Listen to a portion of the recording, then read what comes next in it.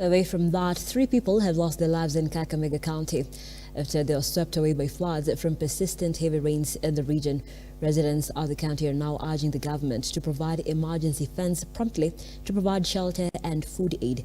Ebi Kadenyi provides a comprehensive report on the floods in several areas across the country. While the heavy rainfall in the country is expected to lower this month, 3 people, one of them a small child, have lost their lives following the flood in Kakamega County, while more than 1,000 families are suffering from the effects of the flood. The County Commissioner, Mr. Michael Mwangi, has said that the flood has caused huge damages, including the bursting of several bridges, collapsing of toilets and damage of plants. 3 people have been affected so far. We lost our child the day before yesterday. The child is said to have been left by the mother at home.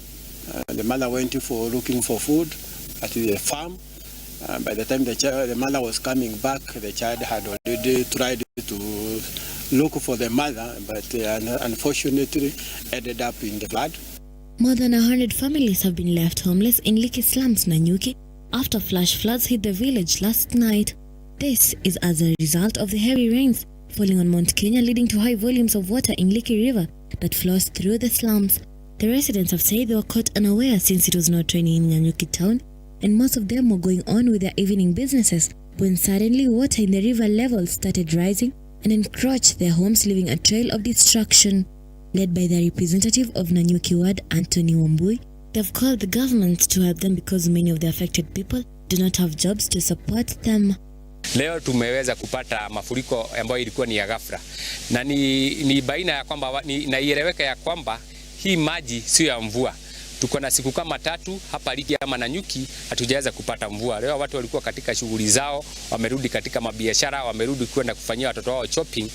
Hapa tu masaa ya jioni saa 12 hivi na nusu, maji yakatoka kwa wingi kutoka kwa mlima. Ikakuja kwa wingi sana, imeleta hasara kubwa. Elsewhere, Immigration and Citizen Services PS Julius Bitok has said that the government has opened an emergency registry in Nyayo House where the flood victims who lost their identity cards and other important documents will replace them faster. Bitok, who supervised the planting of 3,000 trees in Athi River, said that the plan will ensure flood victims continue to get uninterrupted government services without disturbance. Hizo pia watu ambao wamepoteza vitambulisho vyao, aidha kama ni pasipoti ama ID ama birth certificate kwa floods, tuko tayari kuzunguka Kenya nzima kuhakikisha kwamba kila mtu ameweza kureplacewa hiyo cheti chake. And finally, the Women's Development Group has encouraged women to be careful and treat the water before using it to avoid waterborne diseases, especially this rainy season.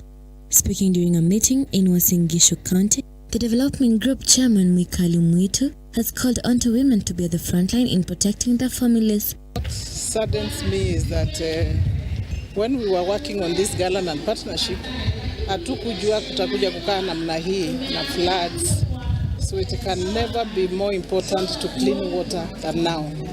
Pipes have broken, maji imeingiana hata Nairobi, kila pahali na hii mvua.